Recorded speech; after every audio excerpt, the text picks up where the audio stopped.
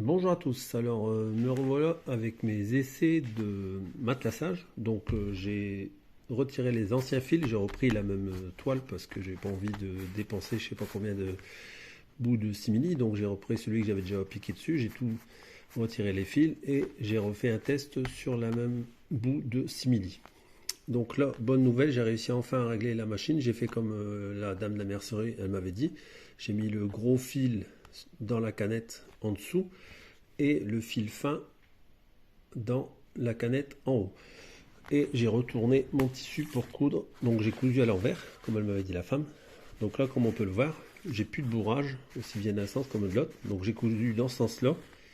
Et j'ai resserré aussi la pression du pied de biche. Donc là, j'ai un très bon résultat sur cette dernière couture, comme vous pouvez le voir.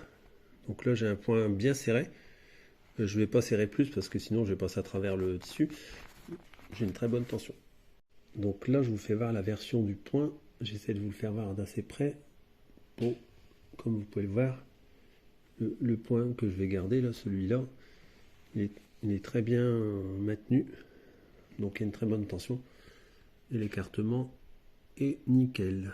Donc là, ce que j'ai fait aussi, c'est que j'ai fait un test sur une double, pour faire une couture de jonction.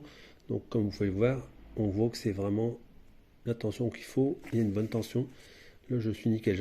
Les autres essais que j'avais fait avant, j'étais complètement écarté. Et là, je suis juste bien tendu. Quand je tire dessus, c'est bien maintenu. J'avais fait un test avec un point d'arrêt de chaque côté, justement pour avoir une vision définitive de la chose en jonction. Donc, comme vous pouvez le voir, des deux côtés, j'ai plus de bourrage. La machine est enfin bien réglée. Donc, ce que j'ai fait, c'est que j'ai fait mon patron de ma pièce ici. Voilà, donc j'ai reproduit en version cartonnée.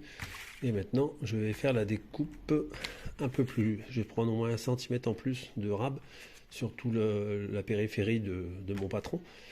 Et je vais découper enfin la partie du simili ainsi que la partie du tissu. Donc je vais dessiner sur mon tissu puisque je vais coudre à l'envers comme je vous l'ai expliqué.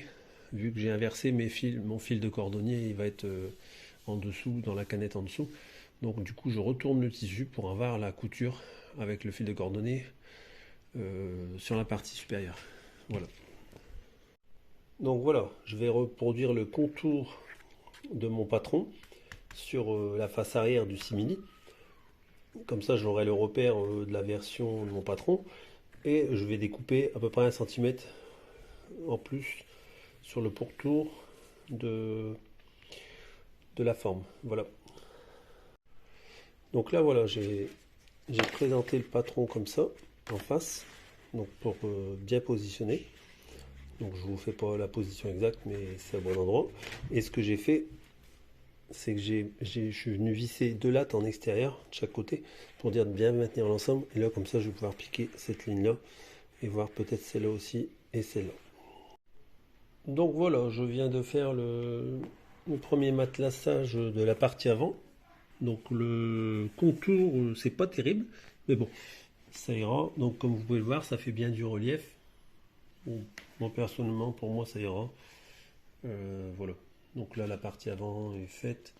Donc c'est pas tellement régulier, hein. Je suis pas un professionnel, comme je vous ai dit.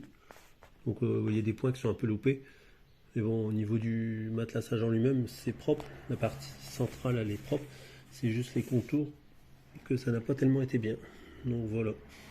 Voilà pour la partie avant du siège. Donc j'ai regardé un petit peu et comme vous pouvez le voir quand on va le positionner, ça va encore faire plus d'effet de bombée du matelassage.